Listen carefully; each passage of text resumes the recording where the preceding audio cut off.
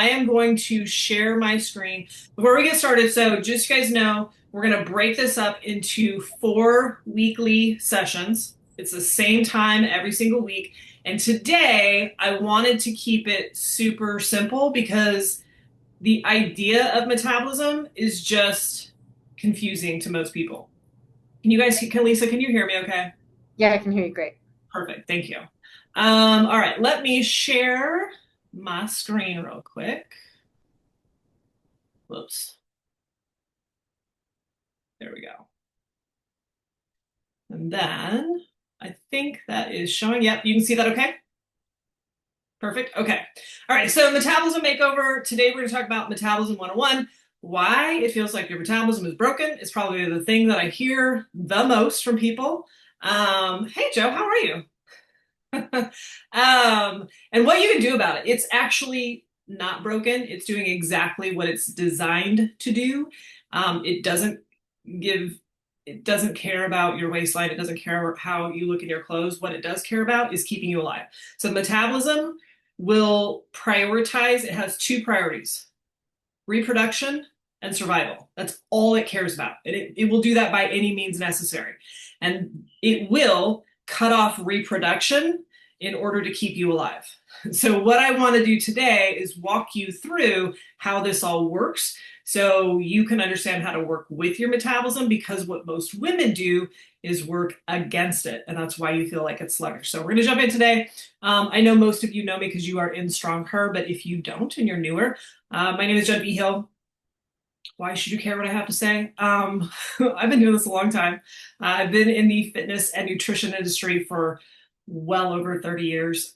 Started training athletes, worked into, I saw a really big need for women, and started working with women. And what I realized pretty quickly was that there was a really big gap between the people who could make it work for them in terms of body transformation versus the people who struggled. They started, they start to move forward, and then they'd fall back. And they could never really create the consistency. And so I got very curious about why that was. Why do some people, move forward and get to the goal, and why do so many people have a hard time with this? And so I started to look more into human behavior and spent a lot of time doing that. And going down that hole led me to a gentleman by the name of Jade Teta. He was my first hormone and metabolism mentor. And this was probably a little over 20 years ago. He is a naturopathic doctor by design, but he really studied the metabolism and hormones. And I learned a ton from him. And what I realized is that the way that we are all taught, particularly women, how to manage weight and body fat composition and strength is so opposite what we are taught. And so once I realized that, I went head like all in into learning about hormones, metabolism. And then I was probably late 30s into my 40s, I realized that my body was changing. And so I started to specialize into hormone and metabolic function for women in midlife. And if you are in that range, it can be a real struggle for a lot of women. So not only have I studied it for a really long time, I'm living it with you guys as well. And a lot of you who are in the Strong Her Club can even see just a lot of times in the way that I move, like my joints are achier than they used to be, and there's things going on. So I do get it from a personal level as well. So all this to say that I don't just teach theory. I don't just teach like, hey, I tried this and it worked for me. I teach what works and what is scientifically backed. So that's me. Um, okay, so what you're going to learn today is what your metabolism actually is, and that is not calories in versus calories out. When I ask women what they think metabolism is, usually they're going to say something to the effect of like food, energy, burning, right? Like that's kind of how we all describe it. I'm going to explain to you what it really is. I'm going to explain to you why it feels like it's broken, especially as you get to that 40-year mark, and what it is that your body needs in order to ignite that and get it working for you again. So, what is your metabolism actually? Your metabolism refers to the set of all the chemical reactions within every single cell of the body that provide the body with the energy and ability to sustain life. And I'm going to go through all of these, not all of them, some of the systems, so that you really get the job that the metabolism has. It is powered by hormones like your thyroid, like insulin, leptin, cortisol. Yes, hormones matter. So if you are one of these people who gets on social media and they're like, all that matters is calories in and calories out, that's bullshit. Excuse my language. It is not true because your hormones dictate what's going on inside your system. Calories do matter, but they're not the only thing. Hormones are going to dictate the message that is sent to your body. And it can send a message that says store fat. It can also send a message to burn fat. Leptin is a very powerful hormone, which you're seeing a lot of it right now. It's just not being called leptin. It's being called GLP-1s. It's being called those other names that people are using, which I don't have an issue with. But that's what that is helping them to do, is it's helping with appetite control. It's part of what it does. Leptin is your satiation hormone. Ghrelin is your hunger hormone. And that can get out of whack. It can be affected by insulin. It can also be affected by the hormonal shift that you go through in perimenopause to menopause. So those hormones do matter. This is not just about weight or calories in versus calories out. It's how well your body actually functions. So these are just some of the systems that are imperative for your survival. Breathing, circulation, digestion, the ability to remove toxins, your ability to contract muscles and move. That's imperative for you to move. There are involuntary muscle contractions that keep your body alive.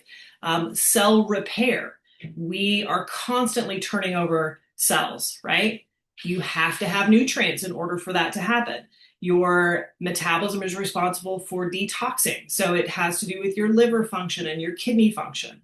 It also greatly impacts your nerve impulses. So the signals that your brain sends to every single cell in your body and how it functions. So when we think of the metabolism, it is the entire system. It's not just tracking calories in versus calories out.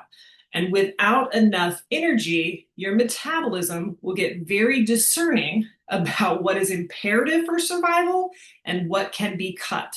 So when you start cutting calories, it will go, well, let me cut other energy systems so that I can fuel the ones that are imperative for survival. It just starts to shift things a little bit so that it can get to the ones that it's imperative. Like 2 little calories can equal brain fog and muscle cramps. Yep. That is true. Yep. Your thyroid. We'll go through some of the systems that it will affect, but that absolutely will happen. Down here. So over time, continuous energy deprivation and these systems will pay the price too. So now all of a sudden you're not detoxing correctly. All of a sudden we're not getting enough of those neurotransmitters firing in the way that we want them to.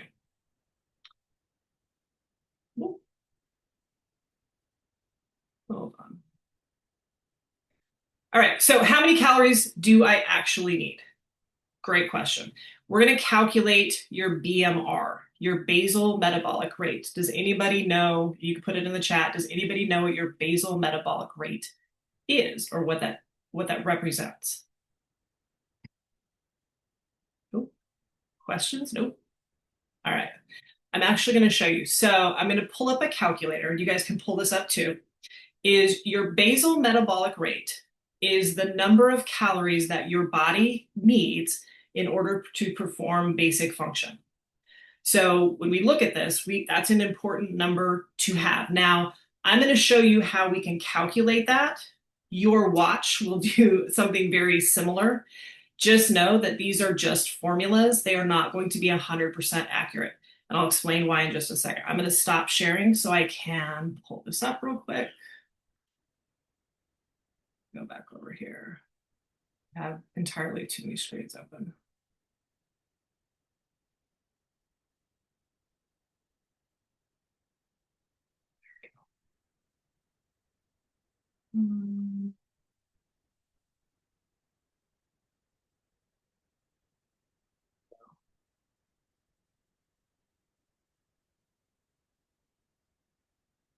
Okay, let me go back and share this one.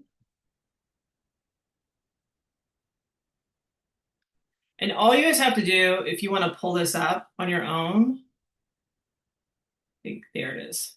You should see something that says B.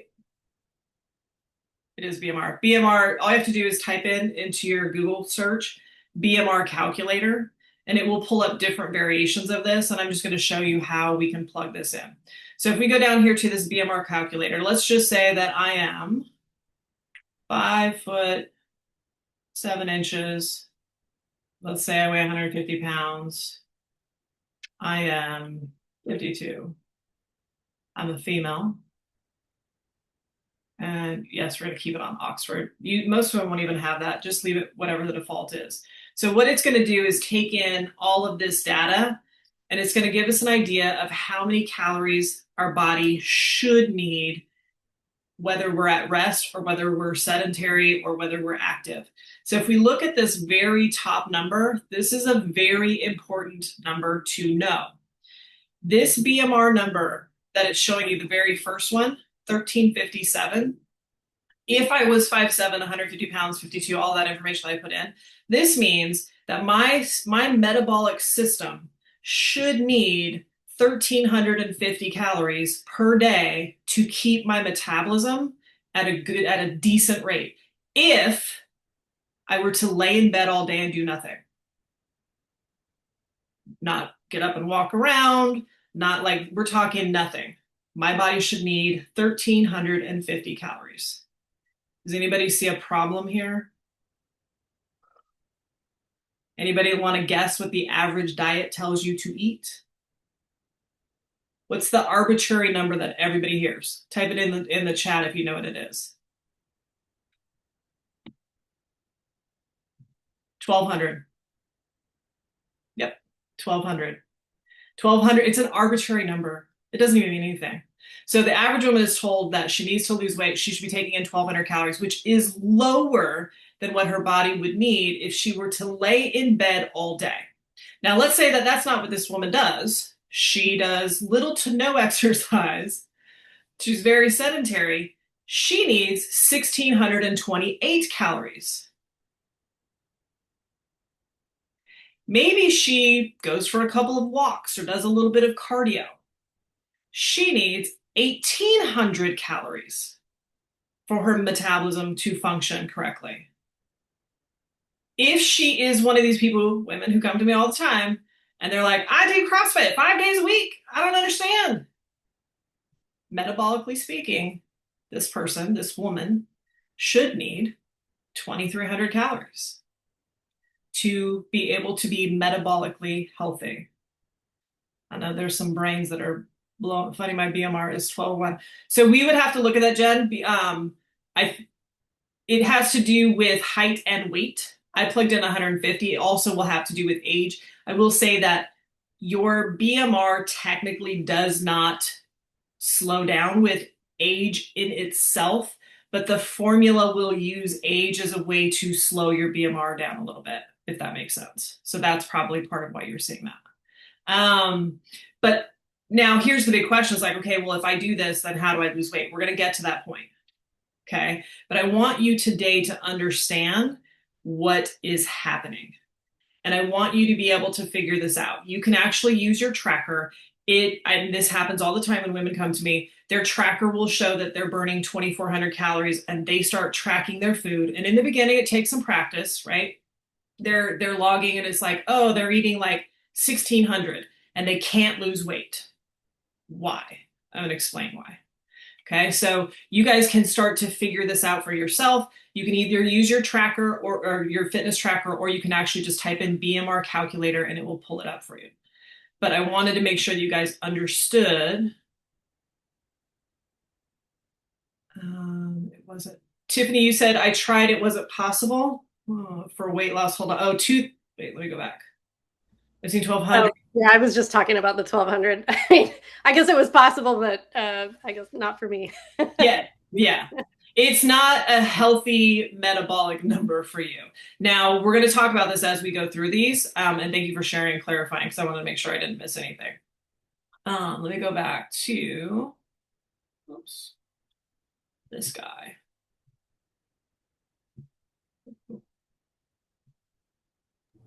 I I do like seeing though that like thinking of it, it kind of does it in like 200 calorie increments, sort of. So Mhm. it is kind of helpful to see like if you have a week where you are more sedentary that, or if you have a day where you go do something for 4 hours, you know. Mhm.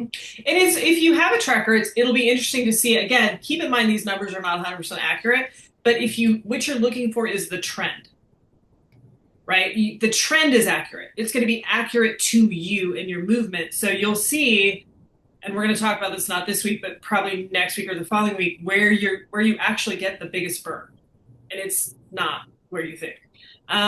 So this I want you to practice is figuring out like what is your basal metabolic rate? How active are you? What do you think you are actually burning? Now, here's what happens when you under fuel. When you are under that amount, it basically sends your body into an energy crisis because the body, the metabolism, then has to cut corners to survive. And remember, it's here for reproduction and survival. It will cut reproduction to save survival because reproduction isn't necessary. It's what it's supposed to do, but it will cut it. So it will cut things like glucose metabolism. It will tank that. So that means that your blood sugar is going to start to swing, which means that blood sugar and insulin swing will also swing with cortisol. So now you're getting these big swings, right? And you'll notice this in your energy levels. You'll notice this in your cravings. Those are big signs that your blood sugar is off. When you energy levels should be pretty stable, but when you have big highs to low lows, that is typically a blood sugar cortisol swing. We want to even that out. Your other hormones, like your thyroid, start to crash. Your thyroid is one of the important hormones that keep your metabolism humming along. It's going to pull from your thyroid. Insulin, again, that has to do with blood sugar. Your leptin, remember, leptin is your satiation hormone. So all of a sudden, leptin drops, cortisol goes up.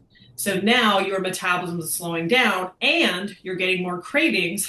And because your stress hormones are up, you're storing in your waistline, even though your metabolism is slowing down. Your body will basically start to eat itself because it's looking for nutrients somewhere. There's no nutrients in fat. You know where it gets it? From your muscle. It's like, hey, we need to get rid of muscle because muscle is what we call metabolically expensive. So it doesn't want to have to keep muscle. It will eat it instead, which is why you'll also see like one of the things with GLPs, you have to be very careful because the body will start to eat up that muscle. We need to keep muscle.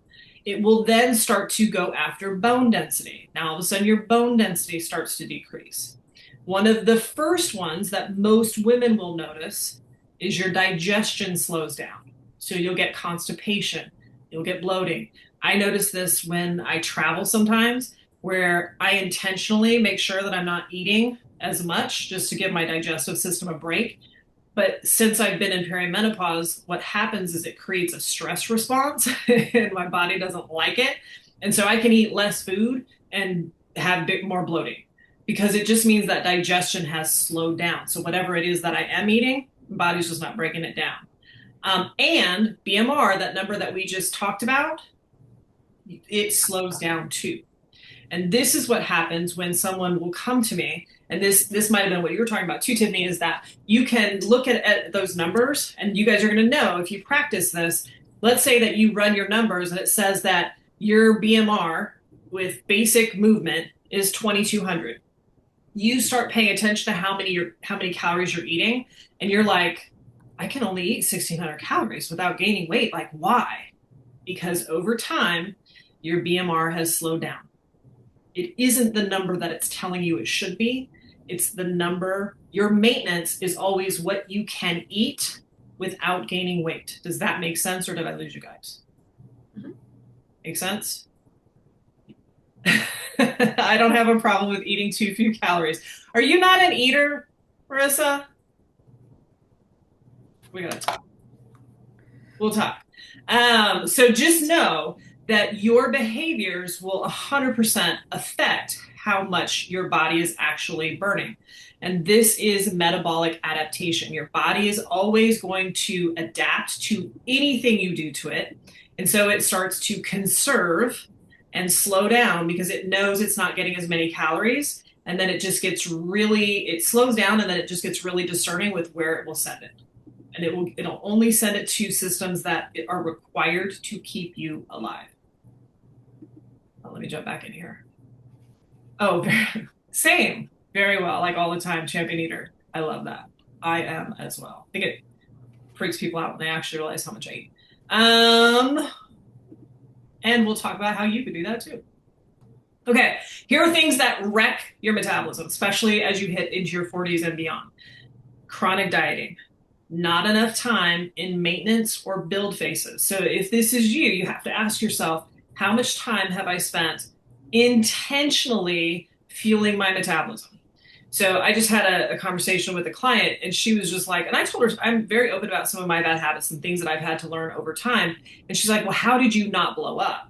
And I was like, because I had enough time doing the maintenance and building and lifting weights that I had a higher metabolic rate, that I had a little bit more of a cushion than the average woman who has spent way more time dieting. I've spent very little time dieting.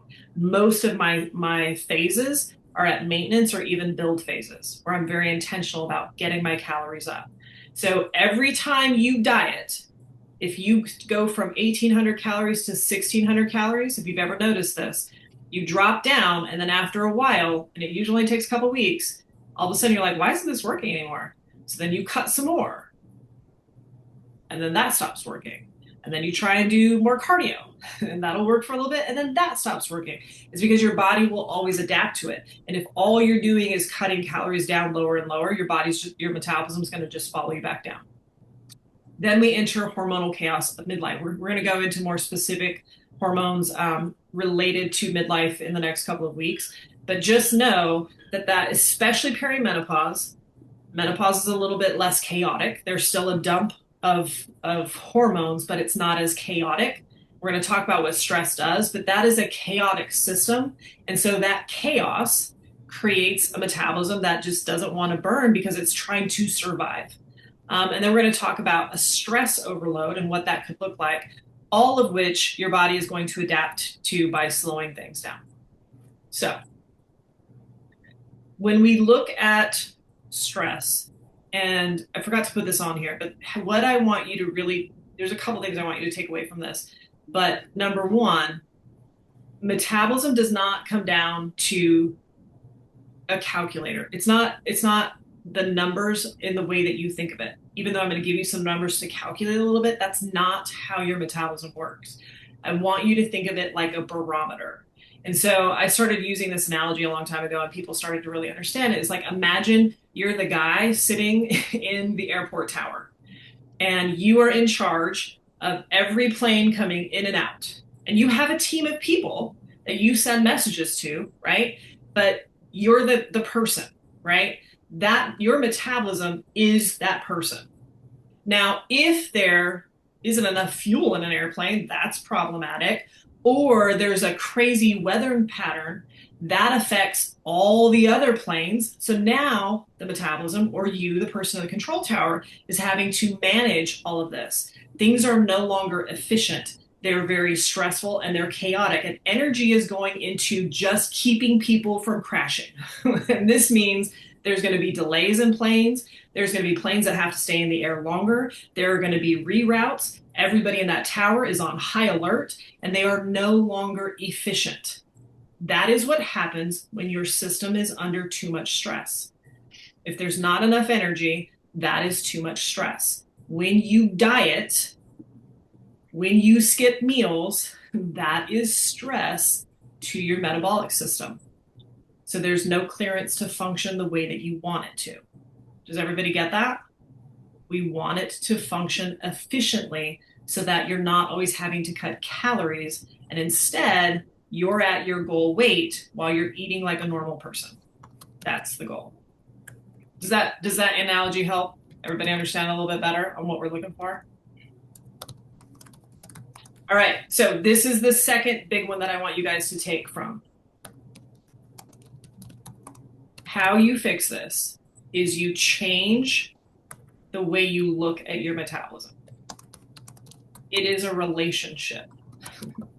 And most women, I say this with all love, have abused their metabolism and are now going, why aren't you burning calories for me? Right? It's like, let me give you no sleep, live off coffee, wine at night, grab and go food, no breakfast, tons of cardio, tons of stress, a long list of to-dos that you can never ever finish. And then you have the nerve to go back to it after it's kept you alive and go, what the fuck is wrong with you? Why aren't you burning? You are broken and you're letting me down. And it's like, I'm keeping you alive. Make sense? And I know some of you are smiling because we do it, right? We have this expectation of like, you're not working for me. And it's like, oh, trust me, you should be dead right now, but you're not because of me, because I'm so good at what I do. So I want you to shift the way you look at this and stop thinking about your metabolism as this thing that's not working for you and go, I need to start working with it and nourishing it. I need to give it what it needs to work optimally, consistently, so I get that return. And how you do that is by fueling your body consistently. And this happens all the time, where a woman will come to me and she's eating 1,200 calories. And we literally just happened with one of my newer clients, pulled her back from 5-day-a-week workouts. She's now doing 3. I'm slowly bumping her calories up. And she's like, how am I losing weight? Because she's fueling her metabolism. So now her thyroid is working better. Her digestion is working better. Her energy level is better. So now she's moving a little bit more, right? So the goal is to get a metabolism that's high level working. And you can only do that by fueling it consistently. Please stop skipping meals. Like Marissa talked about, I eat all day long. I eat 5 times a day, sometimes 6. Right? Like I fuel all day long. And in the beginning, you may find you're like, John, I'm just not hungry. That is a sign of a slower functioning metabolism. If you get up in the morning, you're like, I can't eat till 11. That is your red flag that your metabolism is like, I'm in the dirt. I don't need any calories because I'm not burning anything. That is not a good sign. We want hunger cues for meals. So get up, even if it's a small amount. The lady I was just talking about, she would literally eat once, maybe twice a day. And she would do what a lot of women do. Like her breakfast was like 250 calories, and then her dinner was like 800. It was like all at the end, right? And so I got her breakfast slowly to 350. And that was hard at first. She was like, I'm not hungry. We found some things that she could get in there to get that going. And then we got her a little at a time. We got her lunch to 350. So she's not even eating a lot. We're just inputting it just a little bit at a time. And then we put her dinner, scaled it back by like 100. I'm like, just pull back a little here. And I want you to put it in these other 2. And that's how she started to lose weight. Because her hair is growing back, thyroid function. It stopped falling out and it's growing back in a 2-month period of time. That's how quickly it will start to respond. You need to move, but not obsessively, right? We're going to talk about how to move and how to get your body to burn the most, but not obsessively, because you also need to make sure that you are sleeping and recovering, because this is where all of the repair happens when you are resting. We stop doing exercise to burn calories. That is the hamster on the wheel. When you do cardio, you may see that you're burning 300 calories or 400 calories, but the second you get off that treadmill, everything stops. So it is dependent on you doing that cardio. And because your metabolism is so adaptive, every time you do that cardio workout, your metabolism is adapting and getting better and better, and you're burning less and less calories. That sucks. So We want to make sure we're doing the right stuff, but then we want to make sure that we're sleeping and recovering so that our body has a chance to repair and get that metabolism back up where it needs to be. Does all this make sense? Yes. Super simple this week. I didn't want to go too deep down the rabbit hole. So here's what I want you to focus on this week. I want you to calculate your BMR. Figure out what it is. Whether you track, I recommend you track. You don't have to do it forever, but find some way of tracking your food so you have a basic idea of how many calories that you're eating. And I want you to figure out what are some of the behaviors that you have that could be sabotaging your energy levels and your metabolic rate. Some of you already know what they are, right? Take a look at it and go, okay, what am I doing? Am I skipping meals? Am I doing too much cardio? Am I not managing stress? Stress is going to happen, right? It's when you have so much stress that it just becomes who you are. That's the problem. When you're not learning the tricks to being able to manage stress, that stress pulls from the energy that your body has in other areas. Are you relying on your workouts to burn calories? Which are the ones that you know you are doing? So we can start to shift them. And we're going to start to talk about how over the next week. Next week, we're going to start to talk about that, how to rebuild a more responsive, efficient metabolism. We're going to go from there. So super easy, simple, easy to digest. Are we good so far? Yep.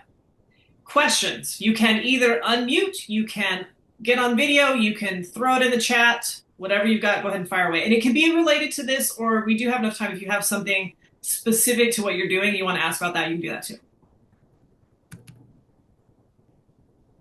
Jen, I have a question. This is Yep. Jennifer C. Does the body, let's see here, does the body absorb nutrients slower with a lower BMR? Or is there any relationship between how the body absorbs nutrients, you know, If your BMR is there lower, any kind of correlation or causal relationship between absorbing the rate at which you absorb? So, okay, here. I have difficulty absorbing certain nutrients or absorbing the protein, or in other words, my body seems to respond most to eating fish as opposed to other sources of protein, whether it's plant or animal. Mhm. So, yeah. Could that be a BMR thing? Is that what you're asking? Yeah. Okay. So it could. If you think of BMR in terms of energy, if my BMR is slowing down and it's slower than it should be, I use the word should very loosely, then again, it's gonna be discerning where it sends energy. And so it will pull your cell's ability as well as digestion to break that down. It will slow that process down. So it is a possibility that it could affect that. A lot of times when it comes to, not always, but a lot of times the first thing that we look at when it comes to your body's ability to digest and break down things, if we look at it as we age, our body doesn't produce the digestive enzymes and the bile that it used to. So the first step is to go, okay, is my body breaking these foods down? In a lot of cases, we have to add digestive enzyme options that help our body break that down, because there's nothing you can do about that. Your body is just going to stop making them as you age. Then once we know, like, okay, my body is actually breaking these down, if we have a problem being able to, they're being broken down, but we're not able to absorb them, then we can take a look at something else and go, okay, why? And that happens to everybody. There are just certain things that, based on your gut function, then we take a look at gut. Do you have, the right microbiome? It can get real. Right. It can go real deep. But I would always look at digestion first and go, okay, if I'm having trouble breaking it down, I mean, when you say you don't absorb it, do you mean digesting, or do you mean metabolizing and absorbing? Do you know? Metabolizing and absorbing. Okay. Yeah. Is that based on labs or how you feel? How I feel. Okay. So then my first thing would be, like, I would want to look at labs, Yeah. If it's based on how you feel, my guess is that that has to do with either digestion or something going on in your gut. If I was looking at labs, I would look at your enzymes and I would look at different like mineral levels and things like that and go, okay, are we actually assimilating this?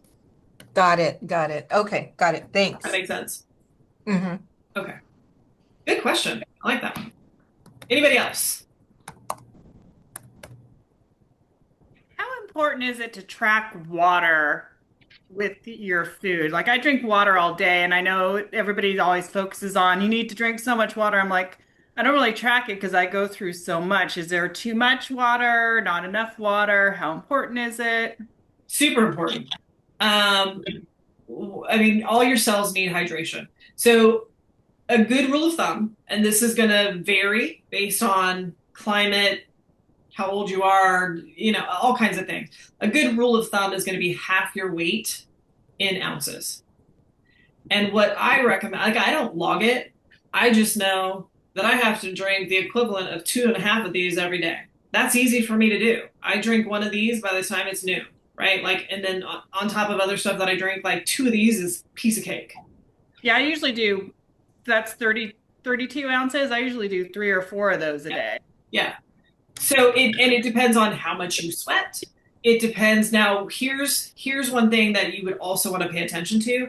If you are someone who drinks water and it just always runs right through you, it is a good sign that you are missing some electrolytes. And I would start with a small amount of electrolytes. You can also put a little bit, if you want to go a more natural approach, you can put a little bit of coconut water in with your water, and it has natural electrolytes. You can even put just a pinch of like Himalayan salt in there. Those are all natural electrolytes that will help because if your cells are not retaining the water, it's just running right through you. So Like, you, yeah, I do add stuff to it. And if I'm working out, I'll even add magnesium powder to it. Mhm. I do BCAAs just because it makes it easier for me to get it down. So like the first one that I do, I put BCAAs and I'll put a little bit of collagen in there. And it just in the morning it makes it easier for me to get it down. I like the taste of it, it gives me energy. So whatever you need to healthy put in there to get that water in, I would do that. What did you call that? What was the acronym you just used? I'm going to put it in the chat. Thank you. BCAAs. So I have different electrolytes I like. Like I don't like ones with vitamins in them, just GI wise, and I react to stuff. So okay, branched chain amino Chain acids. amino acids, if you get them unflavored, they're terrible. They're just awful. Um, there is a lot of research out, probably in the last 2 to 3 years, that say that if you're getting enough protein, then they're a waste of money. Number one, I happen to know that most people don't get enough protein, so there's that. And number two, I can tell the difference when I drink my BCAAs and when I do not. They give me energy. Like in all seriousness, most of the time, I really don't need coffee. I don't really need energy drinks on top of that, just because I'm so hydrated from them and I feel better. They also are really good when you are in a deficit because they do help curb your appetite a little bit. Okay. That's a good question. Anybody else? Hello. Hello. Okay, cool. Hi, I have a couple questions. One, you mentioned a client that was eating once a day and you measure up to 3 times a day. Is there like an optimal amount of times a day to eat, or is 3 kind of ideal, or does it kind of vary? It is going to vary. Some people do really well and would tell you 3 meals, no snacks. And they do great with that because they have the ability to digest larger meals. I do not. And I also like to eat. So it's what I've been doing forever. It keeps my energy levels stable. It keeps my blood sugar stable. It keeps me from overeating because my meals are just naturally smaller. And so that is what works for me. I would say anywhere from 3 to 5 is going to be where you want to be, and then just figure out what works for you. Okay. And then my next question was for calculating the BMR. So I'm 38, but when I was 35, I had a bunch of fertility testing done and was told I have like low eggs and I'm gonna go through menopause early. So for someone like me, would I put like an older age to calculate BMR, or would I put my regular age? I would put your regular age. So what happens is, um, again, and I don't know you, so I'm just going to give you broad general statements. This may or may not apply to you. Um, Remember that the metabolism has two jobs: reproduction and survival. And when it feels like there is a chance that survival is being threatened, it will start to mess with your sex hormones.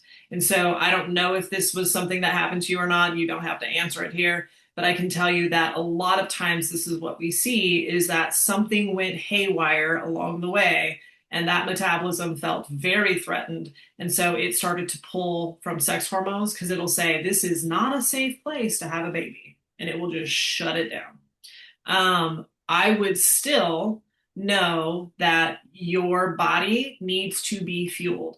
And so is it Elena? Yes. What I would do, Elena, is I would plug in your normal numbers and and then track and see where you're actually at, and then go, how far away am I? Have you been tracking food at all? Yes. Not super consistently though. Okay. Do you know what your BMR should be? I've looked it up before, but it's been a while. I feel like it's 13 or 14 or something to lose weight. 13 I'm, or 14? What do you mean to lose weight? well, I think the calculator I looked up was how much there's different numbers, and like this number is to lose 1 pound a week. This number is to lose Yeah, two don't pounds use a week. those. Okay. Don't use those, because what it's going to do is just put you in what it thinks is a deficit. So, for example, MyFitnessPal will do this, right? It's like you plug in, like, I want to lose 2 pounds a week. And so it's like, okay, well, here's how old you are, your weight, your height. So here's how many calories you should be eating. That I would not go off of that, because it may not be accurate. So what I would do is actually plug in BMR calculator and then go, okay. And then, do you work out? Yes. How often do you work out? Again, that's inconsistent, but I'm like probably 3 or 4 times a week now. Okay. Are you doing cardio? Are you doing strength training? Are you doing classes? Mostly classes. Okay. Cardio strength classes are like yoga. Um, I do the kickboxing class, the cycling class. I'm in a Tahitian dance group, and um, I don't know. I'm kind of new to the gym, so I've been That's okay. That's okay. What I would do is I would look up the BMR and look under the category where it says light active or moderate active, and kind of use those two as your standard, and then go, okay, here's how you're going to know if you can put yourself in a deficit. If you cannot eat within a couple hundred calories of what that number is, you have zero business putting yourself in a deficit. Okay. Zero business, because all you're going to do is continue to drive that metabolic system down. So just like with the client I was telling you about, we did not cut, we added. We have to get her closer, and she is actually getting closer, like pretty quickly. Get her closer to what her BMR, as a person who works out 3 days a week and hits her 10,000 steps, like what that number is. I need to get her closer to that, and then have her sustain it for a little bit, and then I can put her in a deficit. Does that help answer that question, or did I just confuse you more?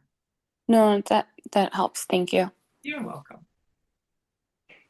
Any other questions? These are all great questions. I like these. Yeah, I have one. So I am one of those people who've been, I'm sure my metabolism has been really messed up because I've dieted most of my life. I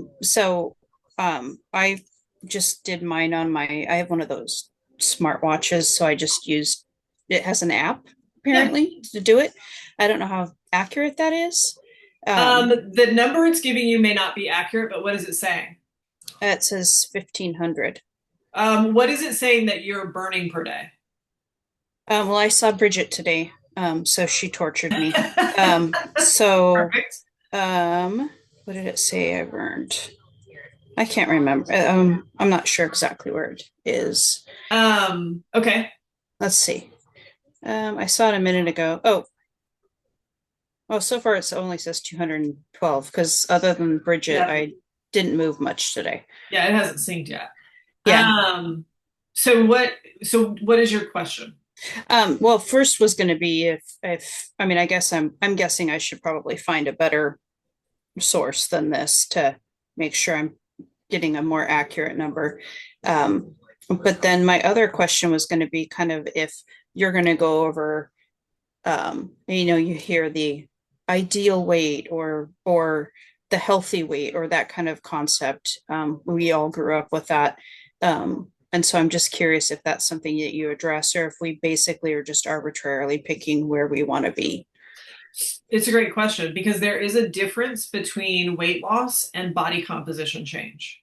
So I do have clients. I have a client that actually started with me a couple months ago who thought she needed to lose weight, and it really was just body composition. And she has astronomically changed her body composition. She's also 72 years old, which is nuts. But it wasn't a weight issue. You have to understand, first of all, let's talk about a pound of muscle does not weigh more than a pound of fat. Can we all agree that they both weigh a pound? Muscle does not weigh more than fat, but it is 2 to 3 times the size. So it occupies more space. So when I get my body to burn fat, even if I'm adding muscle on, I'm going to be smaller. Everybody with me so far? Okay. That is a composition change. If you think you are within 12, maybe 15 pounds of your goal weight, you may not have a weight loss issue. You may have a composition issue. Those are different. And if we have both. Yes. Then what we need to do is make sure that, and so the number you said that you thought was the calculation was a BMR of like 1500 something. Yes. Is that at rest? Yes. Okay. So that's the number that we don't want to go below for sure. Right. So what I would look at is how often do you work out? Again, inconsistent, as the other person said. I'm trying to, and I'm taking to heart what you say about not doing the obsessive because I love to run. And so but I've taken a very long hiatus, but it's always been my most successful way to lose weight. Mm-hmm. But I know I'm out, especially after listening to you, I'm definitely not fueling my body for that kind of energy. And I have noticed, especially lately, I'm dragging all the time. Yeah. And so I need to get myself into a better place before I take on that kind of activity. Absolutely. So energy levels. So everybody write this down. I'm going to give you an acronym and it's hormonal feedback. Your hormones are talking to you all the time. SHMECD. Schmecked. S is for sleep.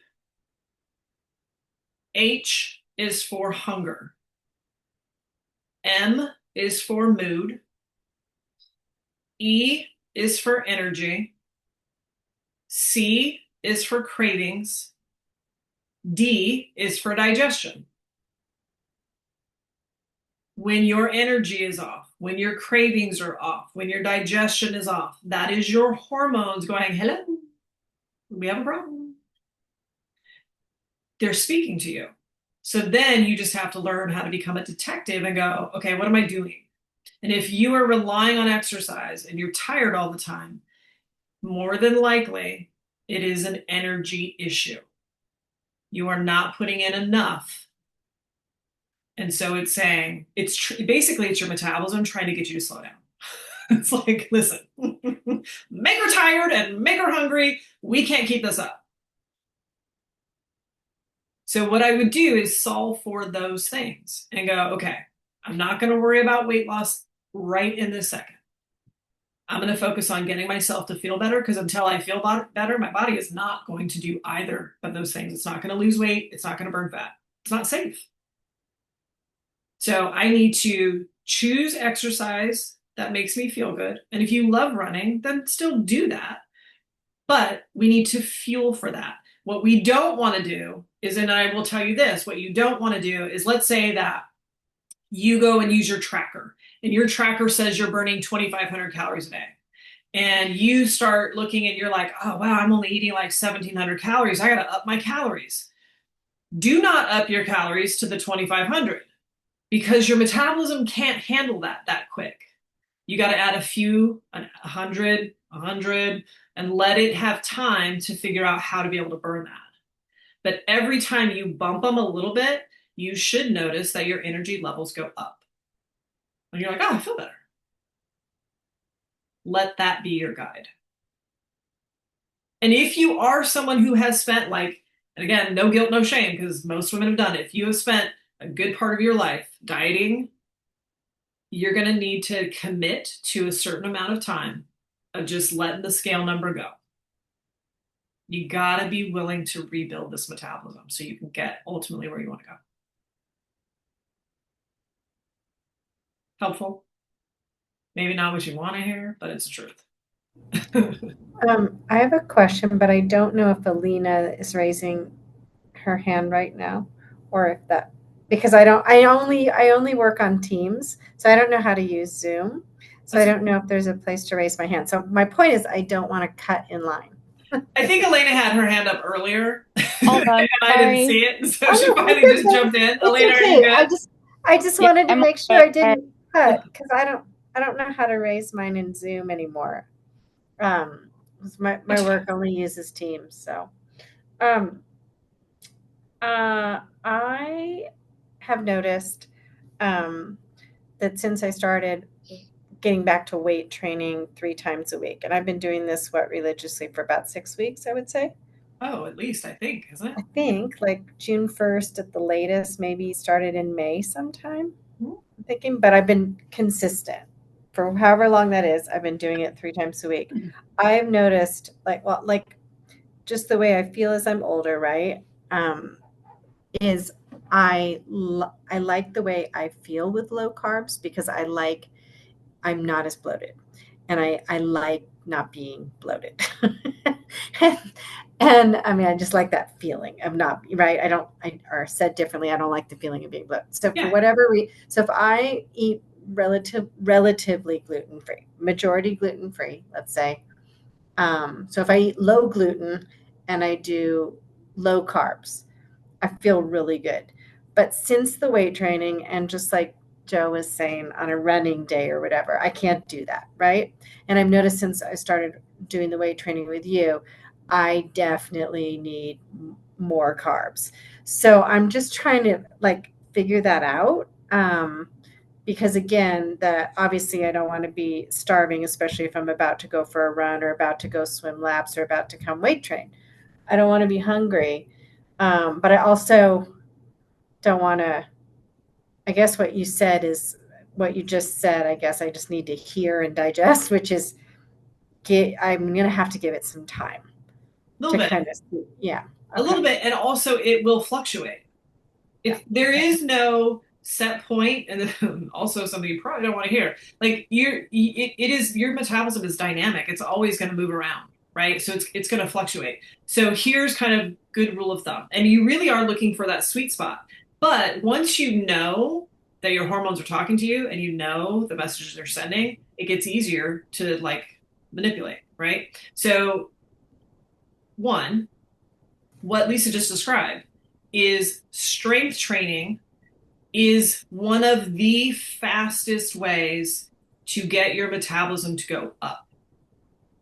It doesn't do it in the moment, but it creates a demand on the system. And I don't know if you've noticed this, Lisa, but your hunger will go up, where your body's like, oh, I need calories, right? Like it will force a demand for calories. It's one of the fastest ways to get your body to go, I need more. And it will ask for more.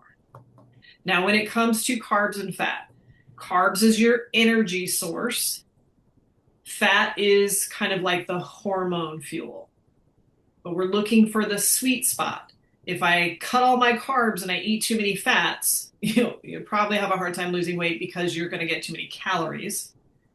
So protein and carbs have 4 calories for every gram. Fat has 9. Small amounts, lots of calories. So you have to be aware of that. What you're looking for is the sweet spot. So when it comes to carbs, if you don't have enough, your energy levels will be low. Sometimes you'll get bloated. This is where it gets confusing. If you get too many, you'll notice that your energy levels, you just feel, one is fatigue, the other feels kind of sluggish. They just feel different. If you pay attention, you're going to be able to see the difference, and you will just feel puffier, like all over, but yes, in your waistline too. If you have too many carbs that your body can't really break down and utilize, it all gets stored and it will give you a little bit more of a puffy look. You'll notice it in your face, you'll notice it in your muscles, and you will notice it in your waistline. But you want that sweet spot. So some days, on days where you are working out, where you are expending more energy, your carbs can go up a little bit. On days where you're just maybe taking a walk or stretching, you can pull your carbs down a little bit. Does that help, Lisa? Yeah, that's really helpful. Thank you. You're welcome. I know we're coming up on the hour. Anybody else have a quick question for me? Quick question. You talked about big fluctuations with calorie intake can be not great. What about calorie burning? Like, is there any danger to like big fluctuations with like working out too much in one day and then being really sedentary the next day? Give me an example. If you do like, say you do 2 classes at the gym in a row and you've burned a ton of calories, and then the next day you don't do much. I guess I'm trying to figure out.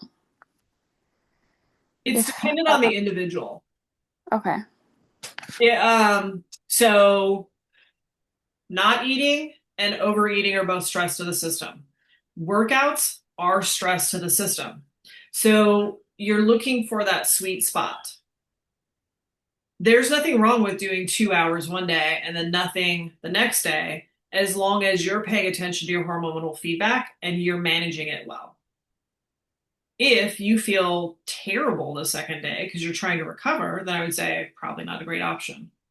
Or if those workouts send your hunger through the roof and then the next day you're just like, I can't get enough food, right? Like then you go, okay, well then that's probably, I need to scale back a little bit. Does that make sense? So everybody's going to be a little bit different. Some people can totally do that. But if you are in a place where you're stress sensitive midlife, your body may not handle it well. Okay, thank you. Does that answer it? Did I answer it? Yeah. A lot of these, and again, this is what you guys are hate. A lot of these answers are going to be, it depends. So just know that there is no like one answer. It really just depends on where you're at. And my goal is to give you clues so you can help figure out where you're at. So anybody else, quick question before we go? We're good? Okay. Number one, thank you for being here. It's so much more fun when people are actually on the calls instead of just waiting for the recording to go out. The recording will go out at some point tomorrow. So you will get that via email, and then you guys can just store them in an email folder or something like that. So you have access to them, but it will come with the slides and everything. So next week, it'll be same time, Wednesday, 5 o'clock. And then we'll take it to that next level. But I highly recommend that you guys figure out your BMR, start to play with it. There's no wrong or right. Like it's more about getting comfortable with it. So that, and then whatever questions come up this week, write them down so that next week when we open it up, I can help you with where you're at.